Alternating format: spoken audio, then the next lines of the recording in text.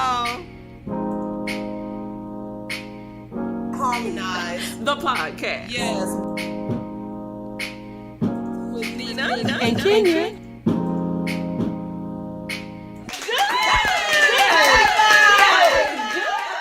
You set my heart on fire. Say it again. I love you. You set my heart on fire.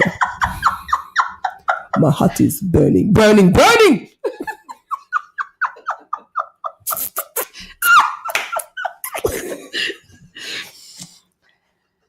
That does not have anything to do with anything that we are doing today. Y'all remember that from Tom and Jerry? Oh my gosh. Oh my gosh. Ooh, ooh. Take it away. You just go take it away. We did it! No, easy, Mom. We did it!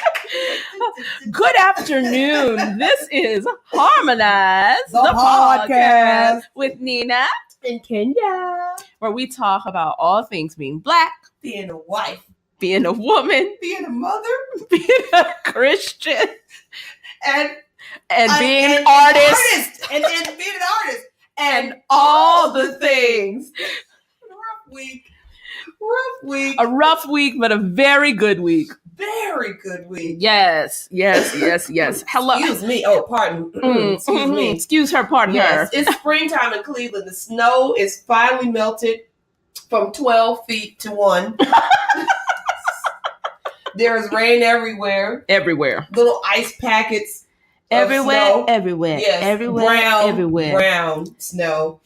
And yes, temperatures are going up and down here, and therefore phlegm goes up and down as well, And pollen. and pollen and all kinds of stuff. So I've Yeah. been dealing with that for a couple of weeks. Yeah. So, and besides, I can't shut up talking. That's another problem. And I have 5, 6, 7, 8 myself into a frenzy. 5, 6, 7, 8. Go, that's right. Keep it up, keep it up. Watch your arms, belly in, long neck, shoulders down. All of that. What you doing? Do it again in French. 5, 6, 7. Say so. Say so. See so. Renovate. For return. Double thing, part of a race, steps up, jeté. Hold it in the air. What are you doing? That's not a movement. Oh my gosh. Yeah, so that's what Kenya's been doing. Yes. What have you been doing, Miss Nina? Well, the show opened. Yay!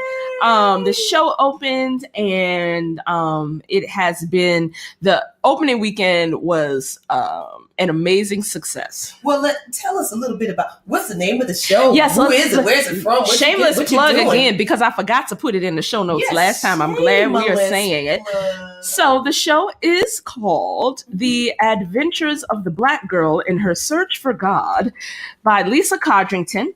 Yes. She is a Black Canadian playwright, highly celebrated. And she this is the American premiere of her play. It first premiered at the Shaw Festival in 2016. And she was the first Black woman to have Kenya's over here doing a dance. Do your dance. She's the first Black woman to have a show at the Shaw Festival. So it's an adaptation of Shaw's work. And Oh, you just got to see it. Just come on and see it. yeah, You know, Nina never does a show that has just 1 or 2 words. It's always a show that has this long. for colored girls who have considered suicide. Yes, When that's long. That's a long show. What is it? And I'm like, you know, the show you're doing about Black girl and God. She got to say it all the time. The Adventures of the Black Girl in Her Search for God by Yeah. Lisa Codrington. So yeah, so it was pretty much sold out houses this weekend. Yay. The audiences received it very well. It's one of those pieces, it's a satire. It is not a gospel musical. No. So for you all who are in the Cleveland area. Yeah, it's not a gospel musical. It is a satire. Yes. And we we've been sitting with it, the cast and crew, for 4 weeks. Yes. So the parts that, when we first read it were a little shocking. We're over it because we're about, cracking the play open and doing the work. So the first preview, there's a moment when everybody's fighting over let me tell you who it is, because this is, I don't care if it's a spoiler, come see it anyway. There's a moment where 3 of the characters are arguing with the Black girl about how many books of the Bible the prophet Micah has. So they basically get into this like keep away tug of war with the physical Bible, right? And it rips. And the entire and then one of the characters is like, haha, I got it, because he gets the section, right. And he drops the book and runs off stage. Oh, okay. So, girl, the whole audience went when that Bible ripped, and we were like, oh yeah. Yeah. We forgot about that. We forgot that, like, because we had our reaction to it. We first read it like, oh, that's gonna be a thing. Yeah, right. It was a real thing, right? And we're working on. Because 20 minutes ago, you trying to explain to these people that this is not a gospel, right? But because our focus became about the choreography and making it work and making everybody move to where they had to move, and setting up the stunt Bible so the section rips out easily and all the stuff. Right. And so who thinks of a Bible actually being a stunt? But it's a stunt Bible, so that the same section rips out every night. We can put it back in, the whole thing. Right. But girl, it was like that whole audience went, like all 75, how many people fit in there? Like 50 million churches. Oh yeah. Oh yeah. And and then it makes it kind of testy because of what happens in the next moment. What happens in the next moment? I'm not going to tell you all. You have to come see. But then I can tell you this much. The Black girl comes like running in with the pieces that she's gathered, and she's trying to put it back together. Right. And so then some things. Isn't that what we do all the time? Okay. Come on. Everything in this play is a metaphor. Yes. So, but she's trying to put the pieces back together, and I can say it like this: someone disrupts that process. Now, the thing is, the choices that the actors made in that moment are hilarious. Oh, and the first time they did it in rehearsal, we were like on the floor, right? But it comes so quickly after the ripping. Yeah. The audience was still like in shock. Oh my God. So they were like, they couldn't even they couldn't laugh because they were like in shock. Yeah. But then it pays off later in the scene when when that character reveals who he is. Okay. And then they like fall out laughing, which is not a part we expected them to laugh on. Oh wow. So it was like, okay. And so, they didn't let it shake them. They kept going. It was great. Right. But yeah, so y'all gotta come and see it. Yeah, so if you are in Cleveland, in or around Cleveland, in the Cleveland area, get your tickets because at least 8 performances are already sold out of the performances that are left for the next 3 weekends. So, we are having a great time. I'm just enjoying. I'm enjoying watching you because I haven't seen it yet. I will see it next week. Yes, she will. Because that's the other thing you've been doing. You have a big thing happening this weekend. Your son. Oh, yes, I do. Y'all have had so much stuff going on. Okay. So this weekend, in addition to Easter, and, in addition to all of these things, I decided to go ahead and push through and do a last minute, low budgeted Afro bar mitzvah for my son who will be turning 13 on April 2nd. Yeah, on a Monday night, which is a work night for most people, but my kids are on vacation. But I toyed with whether I wanted to do it or not. Now this has been swimming in my brain for about a year and 3 months. Yeah. Okay? And can you explain? Like, it's not so much that we're calling it a Afro bar mitzvah for frame of reference, but what is it really? What it really is an opportunity for me to celebrate my son turning 13, going into his under construction, as my friend has, my friend Sharea DeVese, who has a boys program where they become teenagers to our words. They're in my teeth. They become, they turn into being men. You know, they're going through their teenage journey, and this is the official teenage journey. And what I noticed was, you know, I'm surrounded by, you know, a lot of people who are Jewish, and they have, well, no, that's it. Yeah. Yeah. Okay, No, I don't know how to say it, but I'm surrounded by a lot of people who are Jewish who have these celebrations. Lord knows I have been to and performed at so many bar mitzvahs. It's a coming of age. It's a coming of age, and I noticed that around the world there's a lot of coming of ages, age parties and celebrations and ceremonies and stuff. And I thought, well, my son just, you know, he deserves this as well. I would like to give him something other than fear when he turns 13. Because when they turn 13, the time that they turn 12, and it literally happened right around the time he turned 12, there was all this footage on Tamir Rice. Lord have mercy. Tamir Rice. And, you know, I began having these crazy dreams about Jordan being shot. And me having to be at the police station, like all of this fear, all of a sudden it flooded me, and that I had never thought of before. Even though I know it happened, I know it's so strange. I know it happens. I see it around me. I go into the schools. I see it. I see what happens.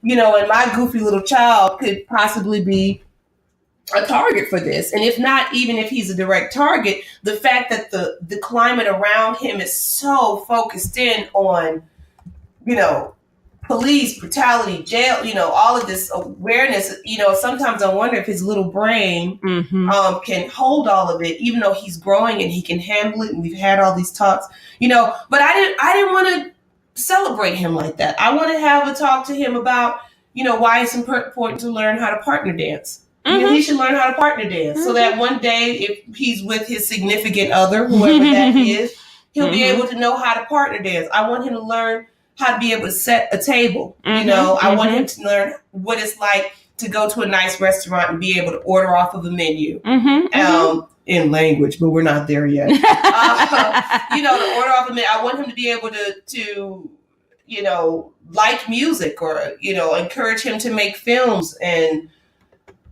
you know, I wanted him to read the Bible. I wanted him to be able to have a ceremony like, you know, other boys are able to do. And so there was nothing in the area, so I did what I do best. What most artists do. You created something. So, and of course, in my hand, it was going to be this big, you know, we're going to have a game truck, and we're going to have this, that. But the reality is that's not where the budget is right now, and that's not where where I wanted the focus to be. Yeah. So we're going to have something very small at our church to celebrate him. Just inviting some of his friends, but mostly this was also a good time to invite family and friends and educators who've all had a wonderful impact on his little 13 years of life. I can't invite everybody because I'm doing too much. Right.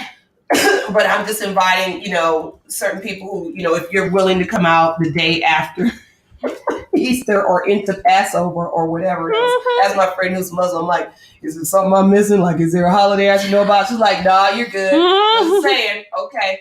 But so we're doing that. So yeah, I mean, it's exciting. And it is exciting, and that is one of the things that, like, doing that and even coming up with that idea is one of the things that I love about our friendship. Because as long as I've known you, one of your like priorities in life has been to create a history and a legacy for your kids, to create your own ritual and traditions. And I think, yes, girl, we were talking about this earlier, especially for us as Black women, there is so much in our lives that, like, we can't have conversations about it outside of historical context. And this has been coming up for me a lot in the working on the show. Child, even so yesterday. That's what développé is. Yes, exactly. That's exactly what it is. Développé. You can check that out on our website. Développébox.com, y'all. That's for girls. Yes, but I mean, that is what all of that's about. And like, there was so I had an interview with one of the papers about the show yesterday, and one of the questions he had interviewed the actress that's in the title role first. And she said something to the effect that, Nina had a lot of knowledge of the Bible, which she doesn't have because Christianity is not her spiritual tradition. Okay. She said, which was very helpful because the characters, like some of the characters that are in Shaw's original story and in the adaptation are like figures from the Bible. So some of their lines are actual verses, but it's like she shows the irony of having them in contemporary context and like, should this verse be taken literally? Right. Or we always take this one literally, but should it be this one instead? And because I do have, the level of knowledge that I have about the Bible, I was able to offer. Deal of knowledge. She can quote all kinds of stuff. And know what it means. Child, and where it came from. Well, I will say this. You know what? That's it. I'm gonna put you in a white robe. You stupid. I will say this, even though I don't agree with where the direction that ministry is going in now, and we are no longer members, I have very good teachers. Yes, my former pastors were excellent teachers. Yeah. Of what's the word? Exegeting the word of God. Go on. Which basically means breaking it down. Okay. And studying for yourself. Yes. But they were excellent teachers in that regard. And plus I've had like a lot of varied experiences. So the way that I study any book that I read is the way that I study any text that I study for the theater. So I go deep. So anyway, she said that helped her immensely because these weren't just like random lines, like they were references to things. Okay. And so understanding the reference helped her make choices as an actor. Whereas if there was a director who didn't know that this particular line was a reference, there is a layer of the play that would have been missing. So that's because you're fabulous and that's how you do. Well, thank you, child. Yes. So, but what the interviewer asked me was, did you feel pressure because of that? And I was like, no. but he was like, she spoke very highly of your knowledge of the Bible. Did you feel pressure? Right. Well, that's basically what I thought. It's like, did you feel any pressure? And I was like, I didn't feel any more pressure about that knowledge than I felt about the knowledge of critical race theory, history, feminism, or literature, because all of those things are things that I needed to have an understanding of in order to direct this play well. And he was like, oh, okay. Yeah. It's like, it's like, stop acting like it's this strange, far off, foreign thing. If you study it like you study anything else, you will gain a knowledge of it. Like, I'm sure if I chose to go, spend months or years of my life studying the Quran, I would be able to speak to it as well.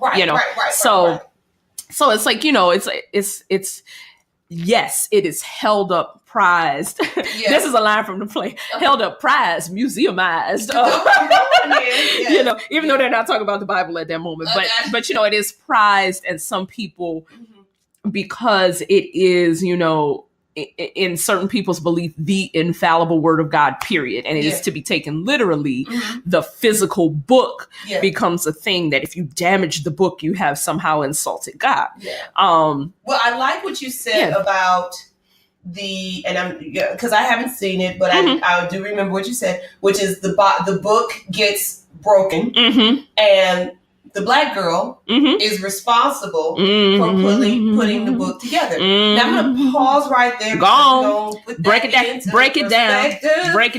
Even if you never get a chance to see the adventures of a Black girl in her search for God. Cue organ. I'm sure you can understand what it's like to be the person who always is there to gather and pick up the pieces and put stuff together and make it right. I think that that is a birthright and curse at the same time. Well, I mean, it's a theme in the show. That's been my theme from last. Well, it's how old am I? Child. Well, definitely last What's it? Zora Neale Hurston, come on, member of Zeta Phi Beta sorority like myself, say the Black woman is regarded as the mule of the world. And that's an idea we played with. There's a character in the play called the Black Bearer, as in she bears the luggage and things of the scientists. And she's only, as the play is written, in one scene, which is the scene where the scientists come in. Right. But what I decided to do with her, this was my artistic license as a director, is she is in every scene and she comes in and literally like builds the world, sets it up. Yeah. Plays the music during the scene, makes the sound effects, does all the things. She is the Black Panther. Yeah. She's Wakanda forever. Well, and I mean, but it's this idea that, you know, Black women are like behind the scenes, holding it together, Always. orchestrating it, fixing Always. it, doing all the things. Always. And you know, because as the play is written, she's only in scene 4. There's 5 scenes in the play. Right. It's a one act, and you know, it's a full 75 minutes. Yeah, you know, yeah. you feel run over, but she's only in the one scene. But I put her in all the scenes because she's not speaking the whole time; she's just doing. Right. So by the time she finally, Don't you feel like that? Do you feel like that? child. She's speaking to me. Oh my So by the God. time she finally speaks, I'm over here rocking back and Right. forth. by the time she finally speaks, her first line is, "Oh, you talking to me?" That's Like, literally the line. No, You talking right, you talking to me? right. That like, You care about what I think? All of a sudden? right. Oh my gosh. Do you understand? Have you been going through this, peeps? Have you been going? I know you have. I know you have. Trina? Right. I know you listening, Trina. Right. I know you've been going through it, Trina. Everybody. But yeah, so that, you know, that idea, you know, is one that, I mean, it's in the writing. Yeah. So it's not like I pulled that from nowhere, Right, right. but and girl, where did we start? Yeah, but we you was know talking how- about you creating a history and the legacy and the thing. Oh, Oh, because yes. because Because. we were talking. Here's the train of thought, right? We were talking about the history and the legacy Yes. and creating your own ritual. Yes. Because we can't talk about these things outside of historical context, Yes. because a lot of our history and ritual, Mhm. as African Americans in the diaspora, we lost it It's gone. due to no fault of our own, and we have to create our own. Yeah, And y'all hear that, Africa? Mhm. I know you know it. Some of y'all know it. Some of you don't. But when we were brought here, Yeah. and even if we were here before Columbus, Mhm. that's a whole nother. Mhm. But you know, we don't have those traditions any longer. Mhm. They are gone. So whatever traditions, whatever we know about ourselves, it is gone. So we've been really great about, you know, working from the bloodline, some things that just don't go away, things like rhythms and music and, Mhm. you know, Mhm. certain foods and, you know, maybe there's different religions, Mhm. but we pray with the same conviction, Mhm. or we regard life with the same conviction as as was done generations before us. Mhm. And so we've always had to create. You don't have it, you create it. Yeah. You know, and that is basically it. And I'm so used to creating it. And here's been my challenge this week, Miss Nina. Yeah. I am so used to creating it Mhm. so fast, Mhm. on no budget. Come that on, when- come on, no budget. Come on, with no budget. When I am faced with an opportunity, just an opportunity, Mhm. there's no contract signed or anything like that. Mhm. When I'm faced with an opportunity to be able to receive, Mm.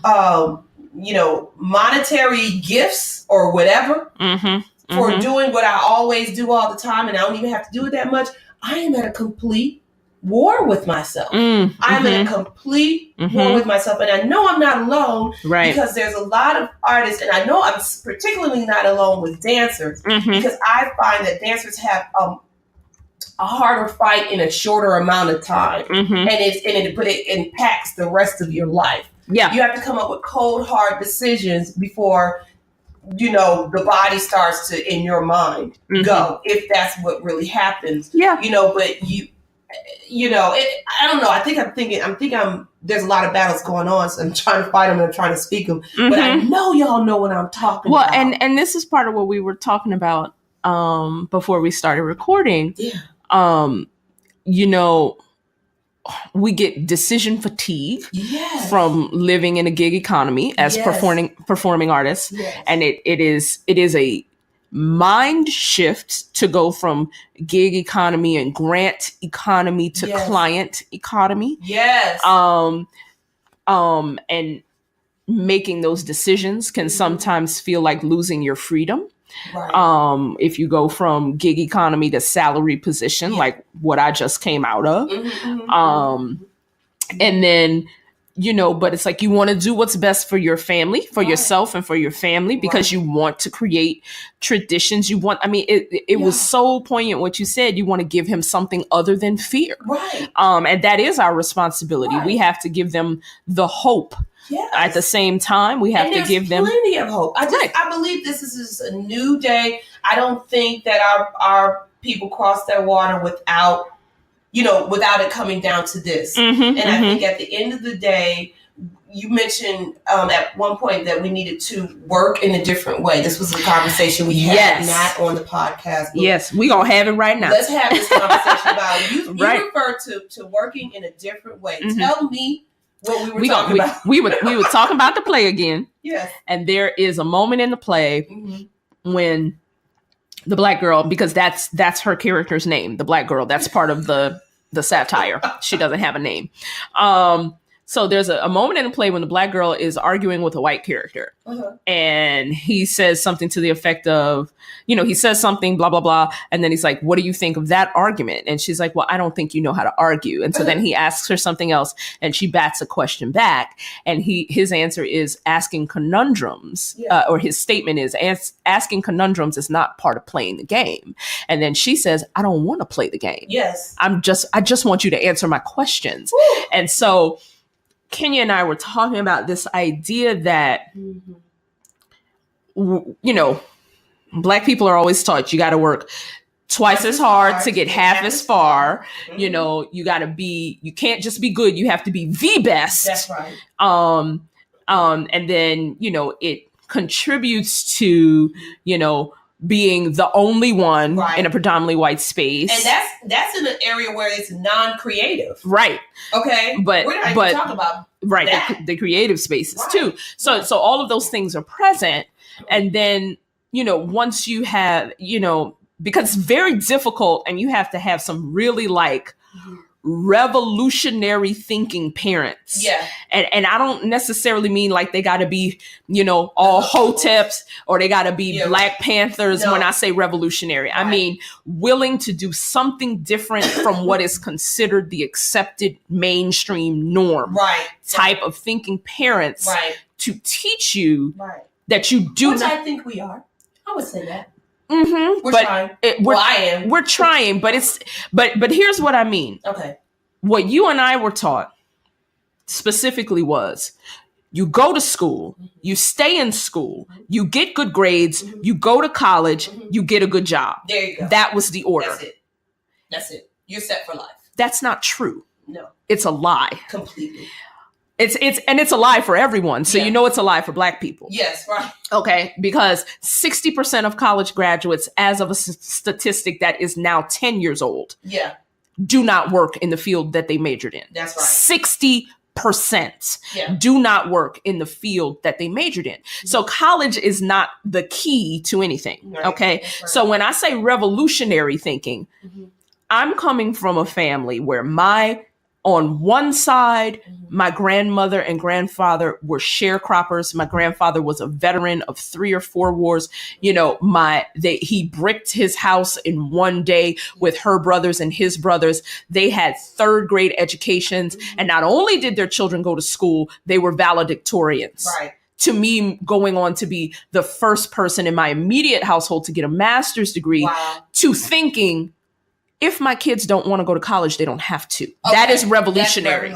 That's what I mean. Okay. Because like my 11-year-old, I can easily see that child becoming some type of Bitcoin millionaire startup gaming super. You know what I mean? Like easily.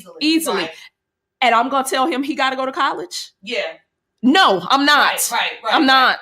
Right. Because he is the kid that could figure it out and like at 18 be a millionaire. Like for real. Yeah. And I think what's funny about that is because when I look at my own kids, you because I'm still kind of stuck in that mindset. I mean, and it's not that it's a bad mindset. No, it's not. It's, you know, it's great, but I think when we go back to talking about, working in a different way, that is a revolutionary thought. Like it doesn't happen overnight. It's something that I think I have to work on. I can continue to work on. And being a parent is teaching me how to be an advocate for my children in that way. Absolutely. And so I have to use any and all of creative skills in order to move forward and think that way. And this Afro or mitzvah is just one small way, right, for me to follow through to work in that way. Right. And I'm not letting the budget control this event that could be very beautiful. But I have to say, when I hear you speak it in those terms, when you're talking about your 11-year-old, there's been a lot of times when you've looked at me and said, Kenya, Jordan is going to blah, blah, blah, blah, blah. And I'm like, oh yeah. Yeah.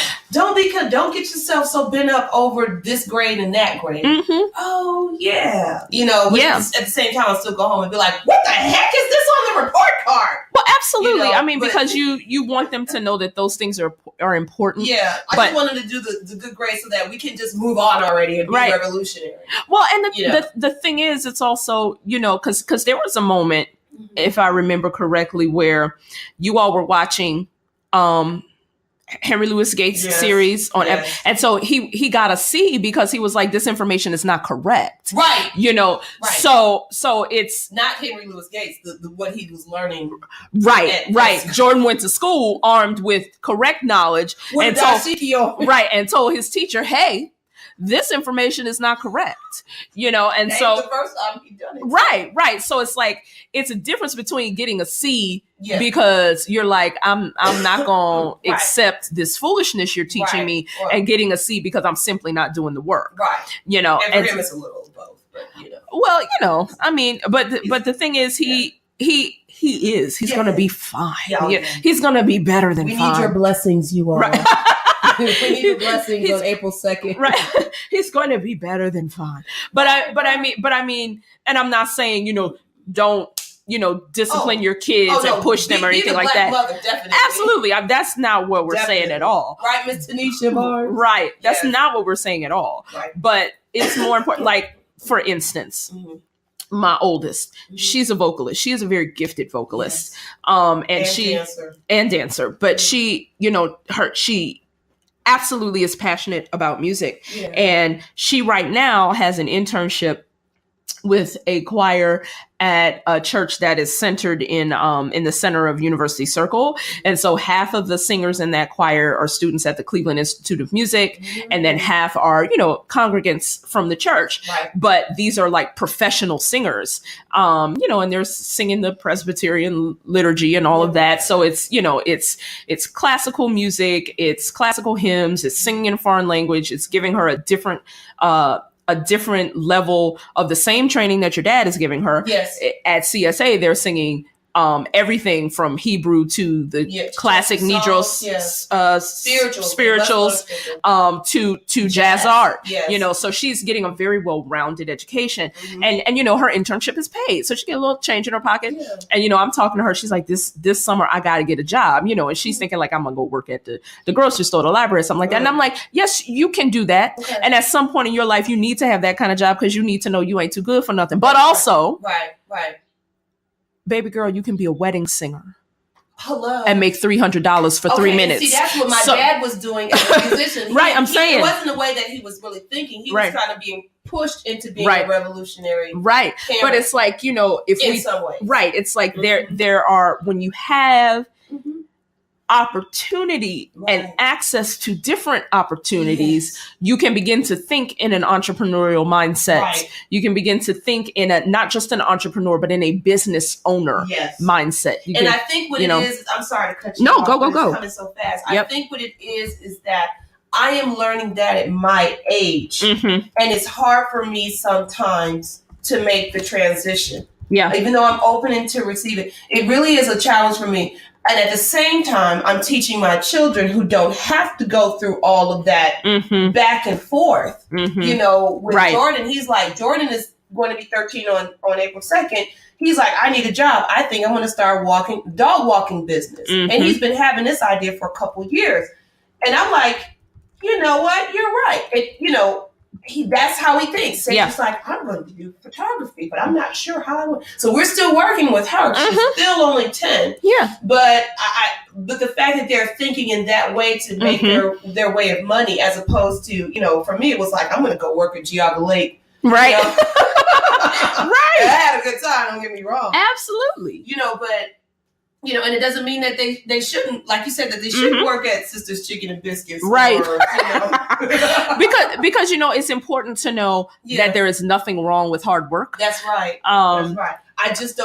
I think what it is that if I'm going to move the family forward, and I'm trying not to put the pressure on myself, but if I'm going to move the family forward from where we came from generations ago, then I feel like it's my responsibility to plant more seeds of hope than so much seeds of fear. Right. And if that means that they're the oddball or the one, you know, being looked at funny, or you know, they're a little bit offbeat, then so be it. Don't be afraid of that. Right. You know? And see, not only seeds of hope, but seeds of concrete knowledge. Yeah. You know, seeds of community and understand. I mean, because having that celebration for Jordan in that way, because it's not simply a birthday party. No. Having people who have been a part of his community. I mean, Kenya did this thing where she asked all of us, like anybody who couldn't come, to like write him a letter. Right. That came from Sharea DeVese. And I'm gonna shout her out real quick because she's a single parent, and she is raising her son, his wonderful son, and she has been instrumental in Jordan's life because she was his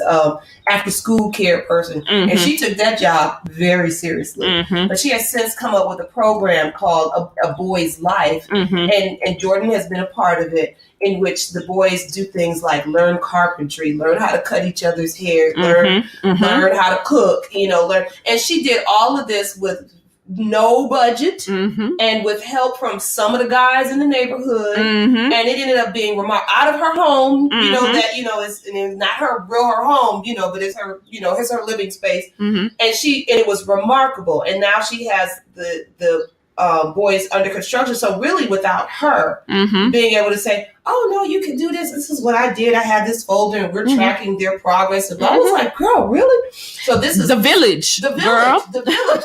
So, you know, that is really what brought it forward. But go ahead. Yeah. Well, no, that's good. I mean, credit where credit is due. I mean, because you got to use your village. Right. And the, you know, the idea that all of these people are behind you, all of these people that are rooting for you. You know, people are criticizing the videos where you see the young people at the computer opening their acceptance letters to see which college, and, you know, the whole, everybody like, you know, but that is important for a young person to know that they have community. Yes. That's important for anyone, but it's especially important for a young person to know that people are happy for their success. Right. Learn it now. Yeah. You know, and that people can celebrate your success, you know, and for those images to be replicated at the same time that we have all of these images that are doing the opposite, you know, and it is, it takes a deliberate and focused effort to bring positive images into your life. Right. And you have to have that harmony. You thought I was going to say balance. Yeah. You have to have that harmony so that you can continue to move forward. Yeah. And, you know, one of the other things we were talking about, because you were saying, talking about moving your family forward, you know, this is article that I read, and we have known this, you know, intrinsically, you know, but now there have been enough people that have studied it, and there is the quote unquote data, you know, that there's an article in the Atlantic, and I'll put it in the show notes, about economic inequality, and it says basically, you know, to escape poverty, to escape poverty in this country as a Black person, or I would even extend this to immigrant families. You would brown. Black and brown people.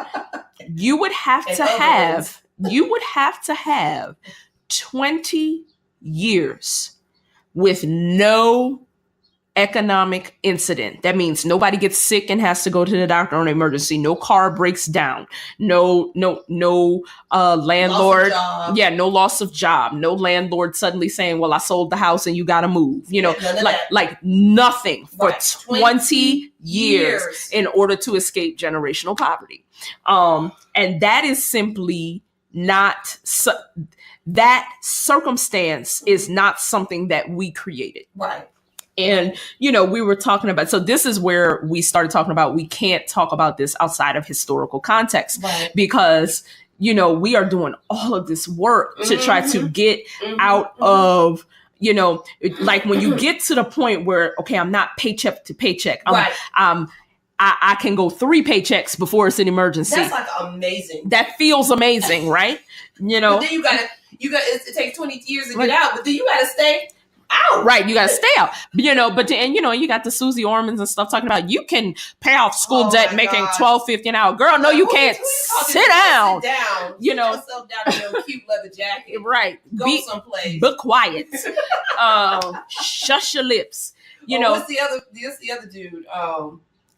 Dave Ramsey. Yes, child. I tried doing his program. I was like, I don't know. It just doesn't seem to work out for me. Oh, I know why now. And I mean, and it's not that there's not value in those things. You get a lot of knowledge. You go have to suck it up and do some stuff. Absolutely. Yes. But this is how we got to the I don't want to play the game place. Yes. Because my sister quotes this all the time. Just rocking. Look, we both sitting here like feeling like a Negro spiritual. But my sister says this all the time. She quotes Malcolm X. Who are they to be equal to? Come on now.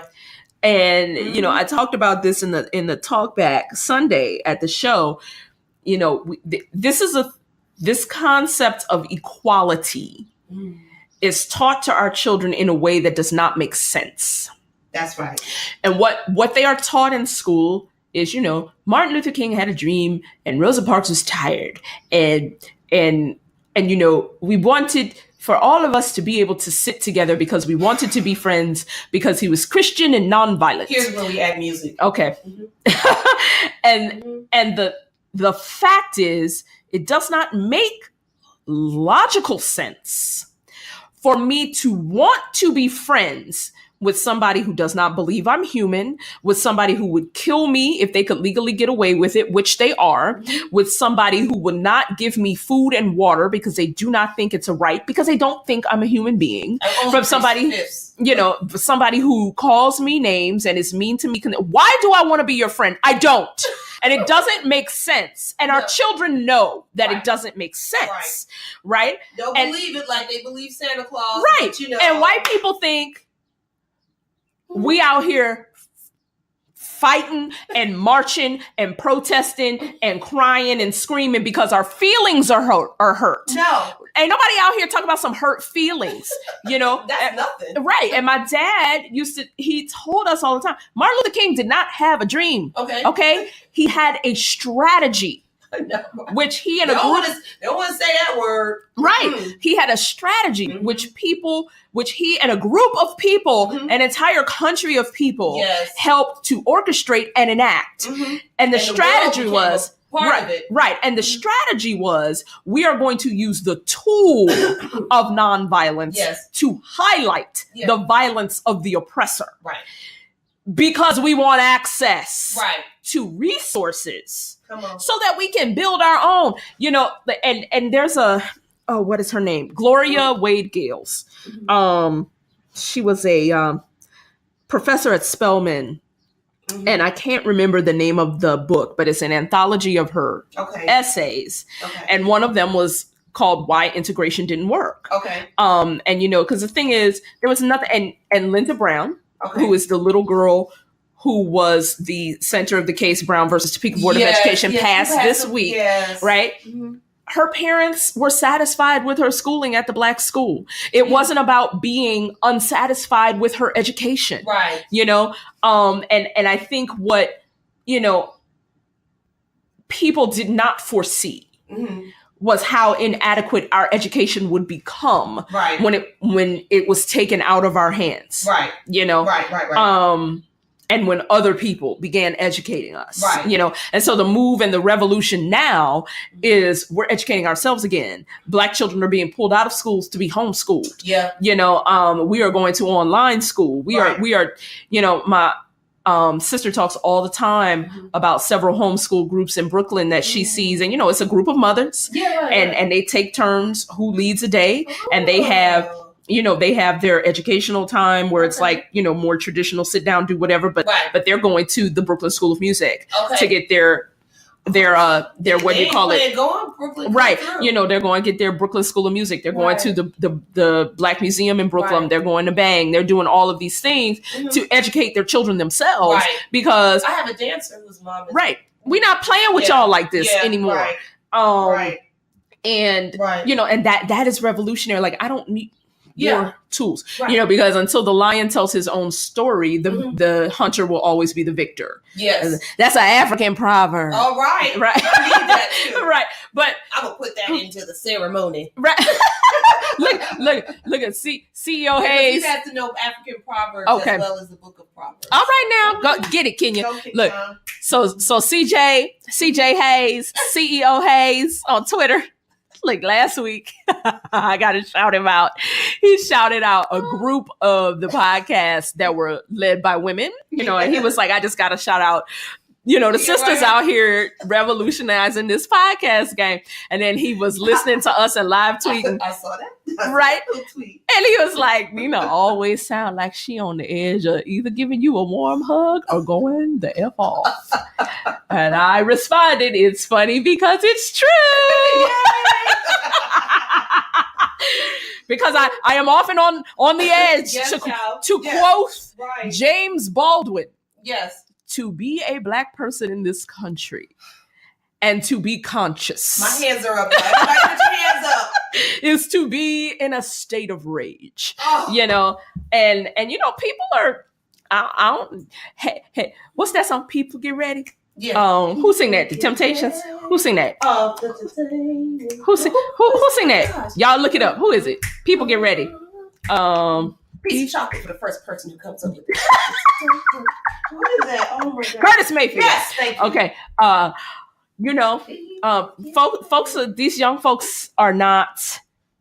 They're not playing. They're not playing, and they're not taking it. Yeah. I saw a video that Tanisha posted actually of Stephon Clark's brother and a bunch of the young men from their neighborhood that busted up a city council meeting.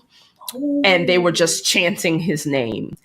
And this brother, like when he got close to, you know, and then, you know, people had all kind of criticisms and you shouldn't have done it that way. And you should have been more polished so they would listen to you and all this stuff. Yeah. I get it. But that young man is grieving and he's hurting. Right. So this is time. And this is enough. Right. And it's time for the old heads, the old head revolutionaries swoop in there and give him some tools. Yes. Don't polish him. Yeah. Let him keep all his spirit of Tupac with him. Yes. Okay. That's the first thing that came up to mind. Okay. But I'm going to show you the video. What he did. Show notes too. Can you do that? I think I can. Okay. He busted up in this meeting, and they're chanting Stephon Clark, and he gets up close to the you know, because you know how they have it set up. Yeah. Well, it wasn't the podium. It's like the long bench where they're all sitting behind it. Yeah. Okay. With like a little counter or a ledge. Yeah. And when he gets up close to it, he starts like it looks like a war dance. Yeah, it looks like a Maasai war dance, girl. Right. And I was like, y'all ain't ready for. I know. Because see, this is what I'm talking here about. You go. Yeah. Stephon Clark.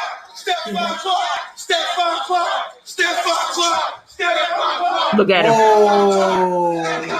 See, girl, that ancestral DNA kicked in. That's right. He ain't playing. He's sitting right in front of you. Now the glasses and sitting on the thing, that's an American thing.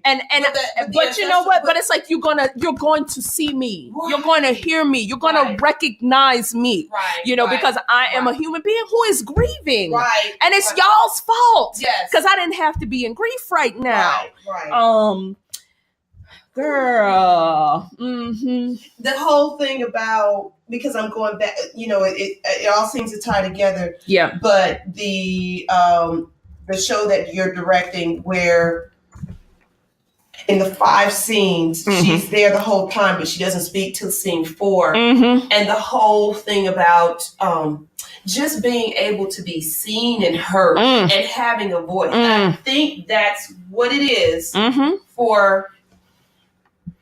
This is what has been the climate for the last couple of weeks. Yeah, I think. Well, I mean, since forever. But it's been just coming up now. Yeah, it's spring now. Yeah, it's time to clean up. Yeah, and unclog the gunk and clean up. And bring forth the ugly so that we can make space for this for a new, cleaner, and the happier. Listen, for all my Christians. Yes, come on. I'm gonna come at it both ways. For all my Christians. She's getting you from the backside. for all my Christian folks, we know the story of Lord Jesus, of Cain and Abel. Yes. And Cain kills Abel, and then there's the verse that said, his blood cried out from the ground. And we're there. Yeah. These babies have now become ancestors. Yeah. They're not supposed to be ancestors. Right. They're babies. Yeah. And these babies have become ancestors, and their blood is crying out. And our ancestors are pissed because we didn't bleed and die and fight for you to kill our babies. Right. Right. Who are fathers who were taking care of their babies, right? Or who were young and still making mistakes and didn't have the opportunity to grow and mature. Right. I know I could just cry. I am crying. I'm mad. And it's okay. Right. We did this weekend concerning the Florida. Well, this wasn't just for Florida. So I'm in charge of a dance ministry, or I choreograph for a dance ministry. And every third Sunday, we minister, we dance.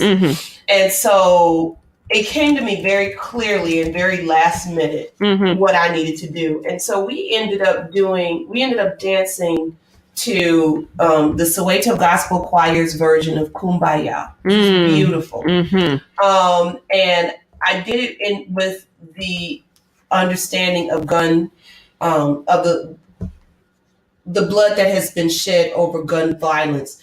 Now, because Florida has been the zenith of the crimes so far, it wasn't just about that. It was about all the crimes that haven't been talked about in schools that don't have this much privilege, right? As this particular school did, and and I feel some kind of way about that. But I'm more, the fact that as Trevor, what's his name? Trevor Noah. Noah said, these are kids who are, in a very good school system. They're educated. They're privileged, so they have a voice. Whereas the other schools that this has happened, they don't have a voice. Well, I'm at the point where I just don't even really care. I'm glad that they have a voice and that the voices are being heard. Yeah. But the dance that we did was for all of the kids. That's for all. I've had I had a beautiful student referred to as Cookie. You all knew her during the holiday season a few years ago, who died tragically because of the gun violence that was happening in her neighborhood, which was near the school that I taught at the time, which was, Cleveland School of the Arts Lower Campus. And, that person took away her light. And, so we did this piece, and it's funny because as I was doing this piece, I have my own daughter and other girls around that age into their teens who were representing these slain victims. I couldn't get through the rehearsal without crying. So it's very funny to watch me go 5, 6, 7, the next number, But, when we did it on Sunday, while everyone was marching, it was that Sunday, and I didn't realize it, not a dry eye was, or not, there was not a dry eye in the church at that point. And, I always hope that the ministry will be able to speak, to people specifically, directly to them, through the use of God's word. Mm-hmm. And all week I've just been in my head listening to that and thinking that. And I'm just like, and at this point I wasn't sure I was going to do this celebration for Jordan because I was like, I'm going to be honest with y'all. I'm going to be real honest with y'all. It always seems to be about the money, the budget. We don't have. Mm-hmm. And this year, what I've been trying to do as an artist is, say, screw that. I'm going to have to just be creative without the money. My people have done it so many times before. I'm going to have to pull this generation forward. I don't know how I'm going to do it, but I'm going to do it. And, and my, and by next year, I won't be having to do, or whenever the time that is set, I won't have to do it without no budget at all. But I'm going to do it because the most important thing is that I plant my seed of hope in this way, and so that's my way of honoring the community of children, and making a change in history some kind of way. I'm not sure if it'll happen, but I'm tired of being in a rage all the time. I'm tired of being in fear. I wasn't born that way. I'm just like, how did this all happen? This got to go away. It's just got to go. So let's come up with a new plan and push it forward. Yeah. And so you're right. We can't work in the way that has been fed to us. We just can't work. We ain't got 20 years. No, we ain't got 20 years. So we got to do a different way. We don't have 20 years, and we do. We do. We don't. Not for that. Right. But that's the other myth, because to bring it back to artistic process. Yes. I have a lot of, I'm an actor first, a playwright second, a director third, and a teacher last. Like if I had to rank the artistic things I do, that's the order I put them in. But I came to the last three because of the first, right? But it took me, and I think I talked about this a little bit during the time we were working on Sundiata, but the way that I write is not the way my male counterparts write. Like I have several really good friends who are well respected, like nationally, Broadway, major regional theater playwrights. Now they are playwrights, and they're not like actor, playwright, directors, whatever. They're playwrights only. Yeah. So that's one thing. Wonder what that's like. Well, being one thing. Well, right, but I like being many things. It's who I am. It's who I am. So I'm not trying to be that. So, but I'm just, to be fair to myself. Yeah. But the way that they write, like they can pump out a draft in like 3 weeks to a month. And when I say a draft, I'm talking of a full length 2-hour play. Right. So you talking, 100 to 150 pages or more. Right. Okay. And when I say a draft, I don't mean like, well, it's not even that. When I say a draft, I'm saying most people would read that draft and think that it's ready. Right. Like their first draft is that high quality. Yeah. And me knowing them and knowing they're going to go through 5 to 10 more revisions. Yeah. It's just like mind blowing, but that's the level they write on, also because that's the level that they've practiced to master, but they kick that stuff out. Right. It takes me, I feel like so much longer. Like it'll take me. Which is funny because when I watch you, as an outsider, I'm like, damn. Yeah, no, it takes me like 6 months to a year to kick out a script often. And, and that's including like, it might take me like 3 to 6 months to kick out a first draft. Yeah. And then it takes me, not as long once I have it to revise it, but it takes me a long time in my eyes to get to that first draft. Until I heard Lin-Manuel talk about Hamilton and how it took him a year to write the first song. Then I stopped feeling bad. But but what I also had to realize is that, and my therapist helped me understand this about other things, and I just applied it to my theater work, that there is never any shame in your process. Your process is yours, and it developed for the reason it developed, for many reasons. Right. And all you have to do is be aware that this is your process and accept it for what it is. Right. If it is harmful, then you got to think. But if it's not harmful, it's just something that you're judging your process. You have to get past judging it if you want it to change. You have to just accept it. What I came to understand is that the way I write is very similar, ironically, to pregnancy. Yes. That I gestate a work. Yes. I've been had the same thing in yes. Yeah. I've been working on Adventures of a Black Girl since October. Yeah, that's right. You know, so I've been around with you. So when I came into rehearsal, my vision was clear because we only had really, honestly, 3 weeks because I don't count tech for the actors. Because by tech, the actors have to be ready because tech is about your designers and your technicians. So we had 3 weeks. So I had to be clear when I came in there. So, I sat with that play from October until March. Yeah. Or February, whenever we start rehearsing. So, I sat with it for a long time. So, but it took me almost 20 years in to stop judging my own process and recognize and understand, as silly as this sounds, girl, you ain't a white man. You're not going to do it the way they do it.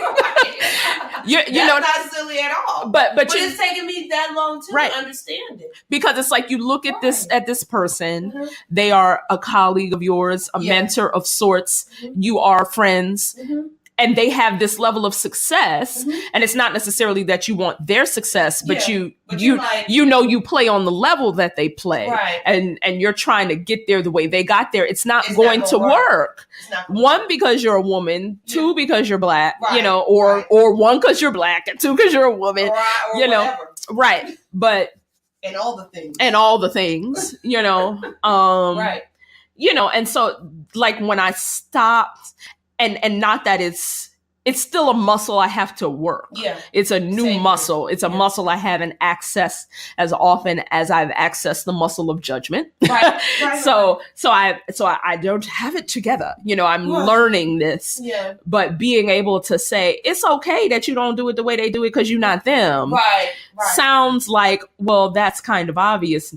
If you hear us talk about other things, but you still have to learn it. It still has to become organic to your being. It still has to become muscle memory. When we got into the game, that's not how the game was played. Exactly. And we might not want to play the game, but like the Black girl says, I ain't trying to play the game. I ain't trying to play Answer my question. I'm just trying to do this over here. Why am I on the game board? Right. Why are you over there and I'm over here on the game board? I don't even want to be here. Right. Why is it a game? Yeah.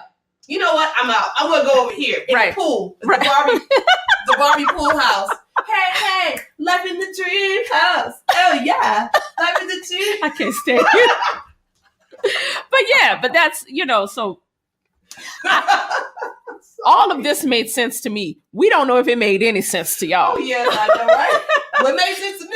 I hope it made sense to y'all. Yes. I hope I'm not hollering too much on this episode. Yes. I was definitely on the soapbox. Yes, my dancers. It's funny because as I see this brown dancer revolution come through, because it's the same thing in the dance world, I believe. And I'm not just talking about the ballerinas. I'm talking about all of us in the pot, who are making a voice for ourselves through movement. Just being able to have our say and work in a way that we haven't worked before. Yeah. Being able to have license to do that is very, very revolutionary because like I said in the last episode, when we're dancing, we're not talking. We're not asking questions. We're doing. Right. The person says do it, you do it. You grow into your teenage years. If the instructor says do it, you do it. You get to the audition, you make the audition. If the artistic director says do it, you do it. You do it. And if you ask any questions, you're in trouble. Right. And if you've lived your life based on that and you find yourself completely frustrated and now you got something to say, you're going to be at war. I believe it would be natural. Excuse me, that you would be at war with yourself on that, and that would infiltrate into other areas of your life. And I've seen, and I've also experienced for myself, what that feels like and what the work that you have to do Mm-hmm. to reverse that way of thinking so that you can get to the point where you can, still be your artist and work in the way that you want to work after putting in your work, Yeah. or while putting in your work. So I really feel for my dancers because, I just do. I just love us all. I think you have an advantage as an actor, which is probably why most of my friends are actors. But as an actor, you get the chance to read and vocalize and write. So like that's what you do. There's no way around it. It's just like you can't dance without, pointing your toes or lifting up out of your center. There's no way around it. So, I learned a lot of my physical work and then translate to words in that way. And then I'm able to really hear what you have to say and take in what you have to say and build off of my physical vocabulary to be able to say what it is that I need to say. Yeah. And, dancers we've always been like that, a great deal of us, but I believe that we're becoming more and more like that. So I'm very curious to see what our, new works choreographers, especially our women, because, like any other business, the women are the one who you have to sit back, they're doing what baby girl is doing in the play. They're holding it up, holding it down. And they are. And you know what? I think about the work that my friend from New Orleans, MIchelle Gibson, is doing. She's a choreographer. She's my New Orleans you. Yes. Hi, MIchelle Gibson. How you doing, girl? Oh, yes. And she lives in Dallas now. But she basically gives buck jump workshops and second line workshops and teaches the culture to keep it alive. Yes. And I know that there are a lot of people that will look at like what we do in the street at Mardi Gras as not being a legitimate quote unquote dance style. Right. But it is. It totally is. Homegirl will lay out the entire history. I can't wait to take you to the water. Yeah. Bring you back again. And everything. And it's just like it wasn't what I'm not trying to say. Words, I have them. She was one of the reasons after I left that I began to understand how rich our culture was in New Orleans, and that the things that other people looked down on or thought were mundane were worthy, right? And are an artistic form, and that our genius does not have to be validated by a university and things like that. Right. And this is not something that she and I have ever talked about. Like we were, she's one of those friends like I had my close friends and she had her close friends. And so we were like tangentially friends. Yeah. We were never close like you and I are, but always admired each other. Yeah. And, I admire her. Child, cause she is the bomb. Look, when she started doing that stuff in them heels, I can't take it. I'm like, girl, lay it out. Yeah. But she she planted those seeds in me from afar. But she a woman out here doing it. Yeah. And a mother. Yes. And a performing all all the there's things. A lot to learn because to be honest with you, when the second line was introduced to the Cleveland scene during the parade, the circles, and those kinds of things, and I got a chance to witness people who really were starving for that type of culture a lot, and then I got a chance to go to New Orleans and, I was just mind my business, eat my Carlines, okay, down, and then all of a sudden I became a part of somebody's wedding party and I jumped right on in and started doing my little, I was like, who has a handkerchief or a paper towel I can borrow right Give quick? me to me. But when I had that experience, although I had performed second lines to operate the circles a lot. Yes. My real experience came through that organic experience. And when I saw what you posted of her online, I was like, yes, she has the essence. Good. So, but you said, now what's going on? I gotta go see Rashida so she can beat me up. We love y'all. Bye. Woo-hoo. Ooh, yeah. Oh, Lord. Bye now. Cannot with you. We hope y'all enjoyed today. Bye. Yes.